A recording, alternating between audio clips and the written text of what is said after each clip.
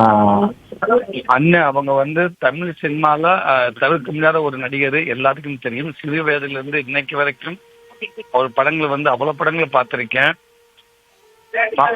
அவருக்கான தனி ஒரு ஒரு ஒரு ஃபேன்ஸ் இருக்காங்க. எல்லாத்துக்கும் பிடித்தமான மனிதர்.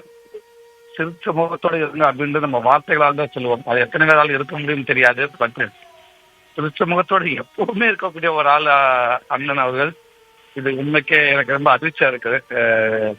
ஏற்பட்டு போயிட்டு இருக்கு. பட் இருந்தாலும் என்னால் பேச முடியாத சூழல். ஆனா இருந்தாலும் நீங்க இப்படி ஒரு ஒரு துயரமான ஒரு ஒரு செய்தி வரும் நான் எதிர்பார்க்கவே இல்லை. ரொம்ப வருத்தமா இருக்குது. அண்ணன் அவங்களுக்கும் அண்ணனோட குடும்பத்துல இருக்கிற அண்ணனுடைய ஆன்மா இறைவனடிய வேண்டுகிறேன். அதே மாதிரி அண்ணனோட குடும்பத்துக்கு அந்த இறைவன் அந்த மக்களும் சினிமாவும் தான் பெரிய ஆறுதலா இருக்கு நான் வேண்டிக்கிறேன். எப்பவுமே அந்த இறைவன் அண்ணன் குடும்பத்துக்கு ஆறுதலா இருப்பாங்க. நன்றிங்க.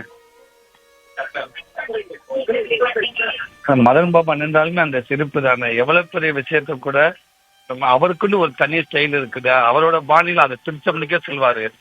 ஒரு எமர்ஜென்சி முக்கியமான சொல்ற விஷயத்த கூட அந்த திருச்சிக்கிட்ட சொல்றதானே அவர் சுரமான இது.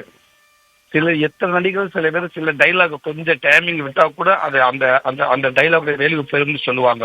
ஆனா மதன் பாபா நான் பொறுத்த சொல்லுவார் அது எவ்வளவு சீரியஸா இருந்தா கூட அவர் அந்த சிரிச்சுக்கிட்டே சொல்லணும். ஒருவேளை அவர் சடனா பேச நல்லா இருக்குமோ நம்ம எதிர்பார்ப்போம். நார்மலா எல்லா பேரும் போல. ஆனா அது நல்லா இருக்காது. அவர் ஸ்டைல சொன்னா மட்டும்தான் அது நல்லா இருக்கும். இப்ப கூட ஒரு ஒரு ஒரு ஒரு ஒரு ரூமரான செய்தியா கூட இருக்கக்கூடாதான்னு தோணுது. இருந்தாலும் வேதனை அளிக்கிறதுங்க.